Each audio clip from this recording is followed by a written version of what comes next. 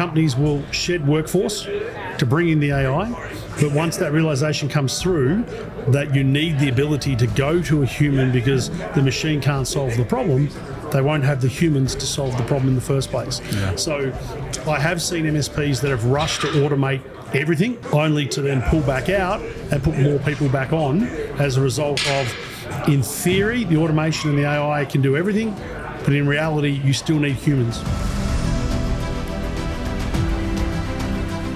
Hey guys, Damien Stevens, host of MSP Mindset, and I'm live at Beyond 2025, the PAX 8 event, and I am super excited to be here with Peter Bell. Thanks, Damien. Good to join you. Yeah, CEO of Techno Global Team. Yes, Thank you for making the time. I think you get the award for the furthest travel. The furthest travel? Yeah, well, it's only 16 hours, so it's not too bad. Yeah, if that was a car, that'd be one thing, but by plane. It would be. So a little hop over to LA, 14 and a half, and then on here to Denver. But you got to travel when you got to travel. That's right. Yeah. So I wanted to get like this, everybody, it seems like on the stage, all the things are talking about AI. Yep. And there's lots of kind of technical angles, but I wanted to give a really unique perspective. One, because you still have an MSP. Yep. Two, because you have about how many folks in your outsourced team? We've got about 1,000 staff in the Philippines and Sri Lanka. So you have 1,000 staff in a couple countries. Yep. And then about how many MSPs as So clients? we support about 300 MSPs around the world. Yeah, so between 1,000 staff and 300 MSPs all over the world. Yep. I'd love your take. Like, what are you seeing? Are people doing anything with it? Are they planning to get rid of, I'm sure a lot of people use L1. So, right, this could be a threat. But I know you'd say that's what's happening. Like, you'd be direct. We had a conversation a while ago, and I mentioned to you that my take is that the level one's going to remain. I know there's a lot of people who believe AI will take over the ticket scrubbing and the entry level work. What we're seeing though is that the level ones are staying, and organizations are using AI automation to level up those level ones, if you want to use another term, to replace level twos. That's a very interesting take. If you think about it, nobody's saying that. No one's saying it, but we're seeing it. And two of our largest customers are heavily into AI and automation, and they're hiring more staff with us than ever before. And that's why we're seeing that trend happen. So they just to unpack that, AI is getting them to hire more, not less. Yeah, absolutely. And what kind of roles are you seeing because of that? L1 roles. Okay. If you think back, I've been in the industry now 32 years. I've had my MSP, so quite a while. The best technician was the one that had the best memory, the one that had the best supply of drivers to go out and fix problems. Yeah, I remember those days. 95 come, and then we were told, technicians, you won't need them. Plug and pray is going to take over. Yeah. Fast forward 10 years, Google comes out. We're told that you're not going to need a technician because Google will take it. The best technician was the one that was able to put the information into Google to get the right answer out to fix the problem. So you went from needing to have the knowledge to being able to find the knowledge. Fast forward another 10 years to AI, and all of a sudden it's going to be the same, but AI is going to search your internal systems, your internal knowledge bank to find a more defined, correct answer to your problem, but you're still going to need to have the person to put that in the first place. Yeah. So yes, we believe that there's still going to be a need for a lot of level ones. We believe the level two market is going to really start to dry up over the next sort of 18 months, maybe 24 months. What do you think that's going to mean for most MSPs? How's that going to, change their world or impact them? Yeah, I think for most MSPs, it's going to mean that they're going to need to bring in more skilled labour or lower skilled labour initially, but train them up on these tools. I think if you get the higher skilled labour, they're not going to want to use a lot of the tools that are going to take away the work that they do because they enjoy doing that work. Where someone who's younger or less skilled coming in is more adept to using the tools to do their job. So I think the balance or the change, you'll have level threes. You're always going to have some level ones on site because you need remote hands to do the work. Sure. But I think we're going to find more of that AI and automation used by the lower skilled technicians compared to the higher skilled. Interesting. Yeah. You said some of your largest customers are using AI. Yep. I know so many people are sitting on the fence. Yep. Do you have any insight to what are people really doing that drives value? It's not just a shiny, blinky light with AI. Yeah, I think the biggest one that we're seeing is it's allowing the technician to get access to the correct data or the previous history, let's face it, we all, as MSPs, have clients and inherent knowledge on individual clients. Yes. So the advantage with AI is a better way of actually searching and getting to the information you need to fix that problem for that specific client, which might have a unique tool set, hardware set, setup, whatever that be. So that's where we're seeing at the moment the AI at that level helping out and allowing them. The controversial one, whether people use it or not, and that was a debate we had last week in Australia with an ethics professor, was the ethics of AI in IT, and it was around changing voice, AI voice. Yeah.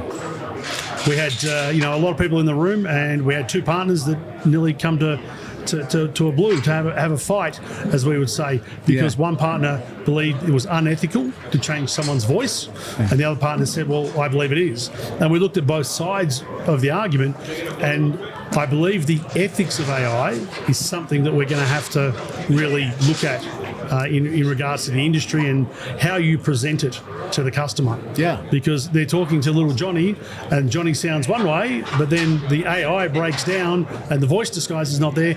Johnny sounds totally different. Does the customer go, it doesn't matter, it's still Johnny? Or does the customer go, you're not the person I've been talking to for the last 6 months? You tied that together for me, because when you said voice changing, I was like, who cares if they send a Trump video? Like everybody's doing that. Yeah. But you're saying like they're used to talking to John or Johnny, and now you're impersonating them. They might think they Correct. So it's the AI voice, online voice changes that are becoming the talk of the BPO industry. Yeah. Is it ethical? Is it not? Does it allow you to employ people that have the technical skills, but maybe not the accent that's acceptable? Right. Or is it misleading the customer? Is it devaluing someone's culture because you're changing their voice to fit another culture? So it's a very, as the professor said, there's no right or wrong. It's your boundaries and what is acceptable to you in the ethics of AI and the implementation. I don't know anybody with 32 years experience and 1,000 staff and business in multiple countries and 300 MSPs in, I don't know, how many countries? We're in about 12 countries now. 12 countries. What's your take on it so far? I know that's a big weighty topic, but the ethics of like voice changing, for example. Yeah, I think if you are transparent with what you're using and how you're using it, I don't have a problem. If I'm on a LinkedIn and I see a photo or a video, if it's got a little watermark down the bottom created by AI, I know that, I accept that, I have a laugh, I enjoy it, I move on. But the blurry line between what is real and what is not is a real problem. Yeah. Does that mean in the future we go back to this face-to-face interaction? Right. Because if you can't trust what you see or you read, then you want to meet people, because it could be an avatar that you're talking to literally online now. So you can't trust a Zoom or a Teams call anymore, because are you really talking to a person? Yeah. And for all you guys watching this video, we actually are real. Yes, we are real. We are real. Yeah. But yeah, it brings up interesting questions. Yeah, even aside from voice changing, we've done lots in AI.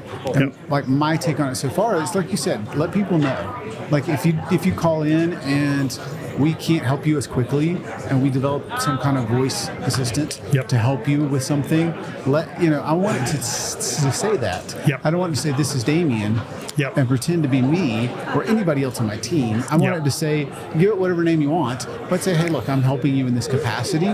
And that way right? Because like when I call the cable company, nobody likes the voice tree that won't let you buy. No. But you're not dealing with an actual human. And it's where those get crossed. And there's still limitations. My late last year, my dog passed away, and I contacted the pet delivery that the food was being delivered, and I used the chat bot, and I was talking to the AI, and it went through all the scenarios, and at the end, I said, they said, we can't understand what your problem is. I said, my dog has died. I want to stop the subscription.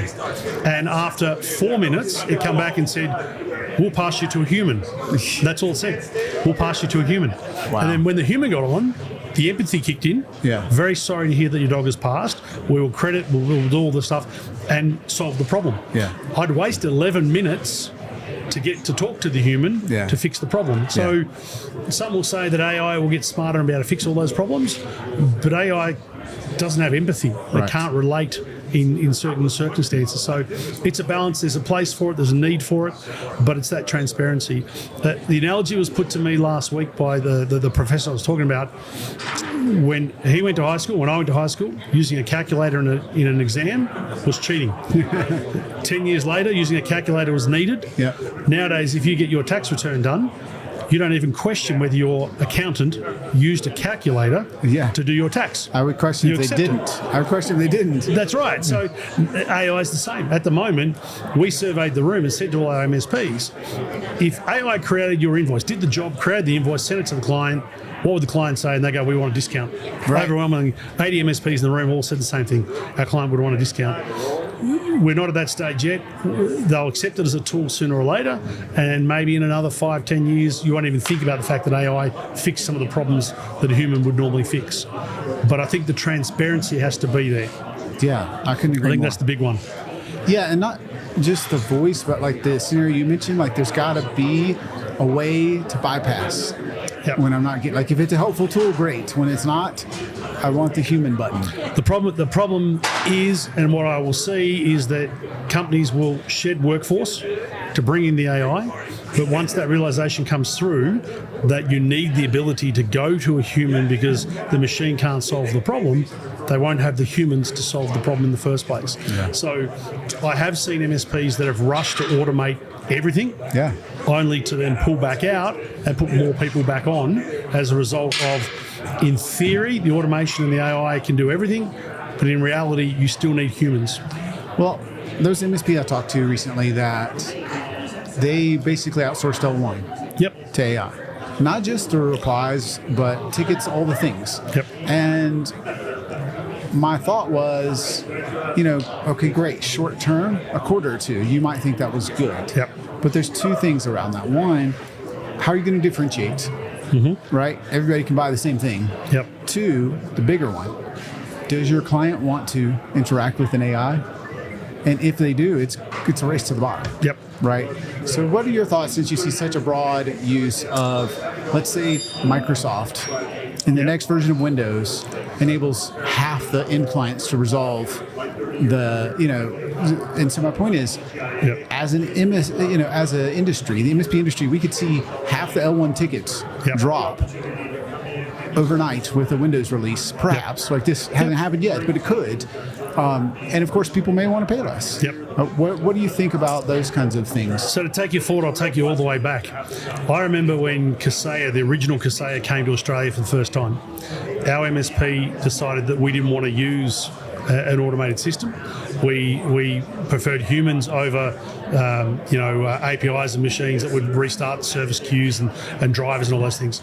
Our business doubled in size in the first 12 months compared to our competitors that were using that system. The answer why?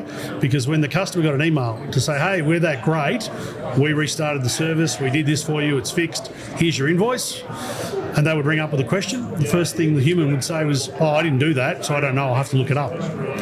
When they rang us up, there was a name on the email that went to the client. When they rang up, they asked for Fred or Mary or John or whoever did the work, and the human could explain not only that, but then value add during that conversation.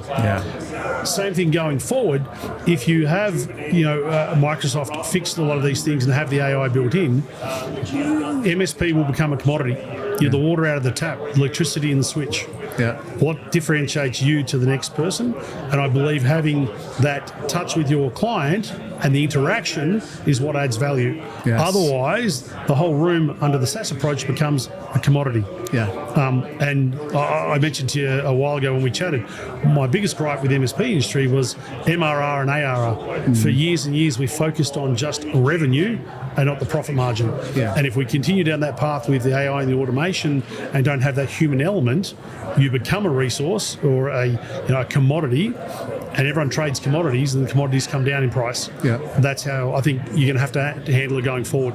And certainly we scaled our MSP back. We love the movie Jerry Maguire, less customers, but go deeper into them. Our average client in Australia will have been with us for between 15 to 17 years. That's amazing. So different approach. We don't want to have lots and lots of clients. You want to have the ones that listen to you and the ones that allow you to be part of their business so that you can recommend what's next. not fix what's been already put in place. Last question as we wrap up here. Everybody, most MSPs are wondering what do I do with AI, right? Yep. Not only maybe do I save money, but do I even do business with my clients?